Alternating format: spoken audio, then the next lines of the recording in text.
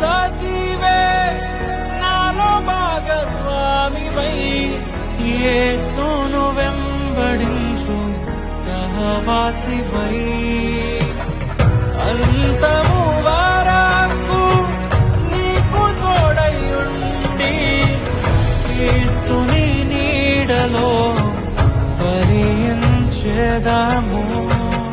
పరలోక సాక్షిగా నీ సన్నిధిలో నేను పరమాత్ముని కార్యముగా ఈ యాత్రను కొనసాగింతును.